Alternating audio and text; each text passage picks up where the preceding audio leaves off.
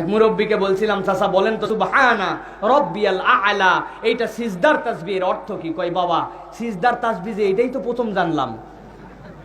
এটা কেমন কথা, আপনি নামাজ পড়েন না? বলছে নামাজ পড়ি, কিন্তু সিজদার তাসবিহ এটা হতে যাবে কেন? বললাম কি তাসবিহ তাহলে সিজদার? বলে কেন আমি যেটা পড়ি সুবহানাল্লাহ সুবহানাল্লাহ সুবহানাল্লাহ।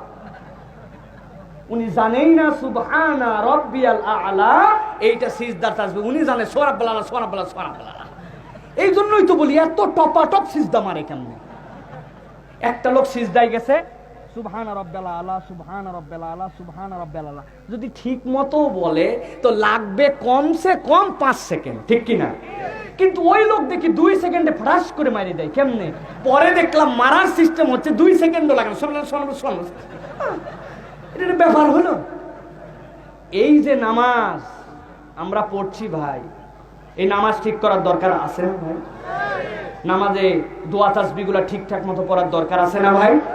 নামাজের দোয়া তাসবিহ ঠিক মতো পড়লে ওয়াজিব অটোমেটিক আদায় হয়। সুবহানাল্লাহ। রুকু করা, রুকু থেকে দাঁড়ানো সোজা হয়ে ওয়াজিব, শুনছেন না? কিন্তু পালন করে না কেন? কারণ রুকু থেকে উঠার পরে যে দোয়া ওইটা ঠিক মতো বলে না। ওইটা যদি বলতো রব্বানা লাকাল হামদান কাসীরান তাইয়িবান মুবারাকান ফি, অটোমেটিক সোজা হওয়াই লাগতো, ঠিক কিনা? এখন সোজা হওয়াই লাগে না। উনি উঠে উঠছে এখানে ঘেঁষা ঘ্যাস মেরে দিচ্ছে, ঠিক কিনা?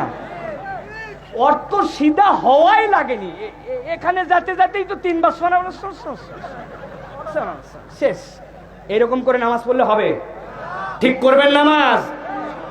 প্রিয় ভাইরা, এই হচ্ছে 1 নম্বর আমল। আর 2 নম্বর, নামাজের দোয়া তাসবিহ গুলো একটু জানেন ভাই, এর থেকে মজার কিচ্ছু নাই। আল্লাহু আকবার।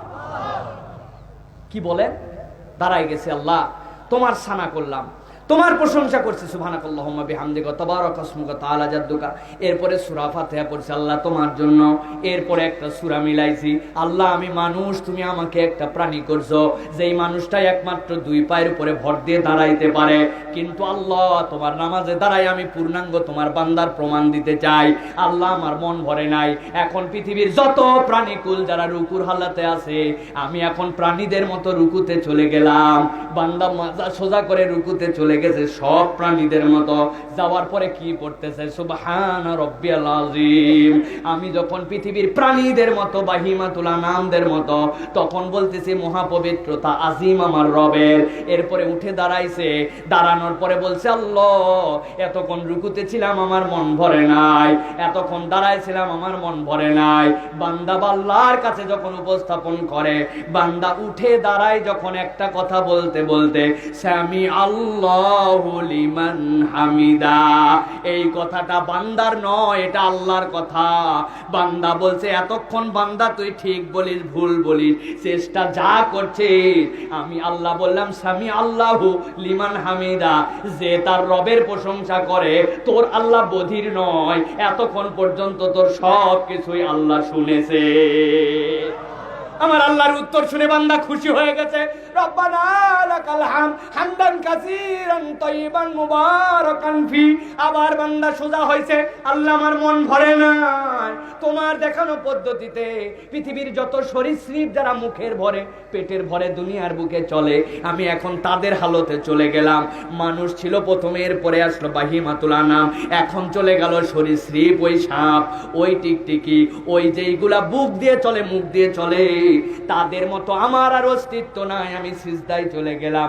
বান্দা যখন সিজদায় গেছে সবচেয়ে নিচে, ওইখানে যে বলে সুবহানা রাব্বিয়াল আলা, আমি যখন সবচেয়ে নিচে আমার মাথা, আমার রব তখন সব চাইতে উপরে।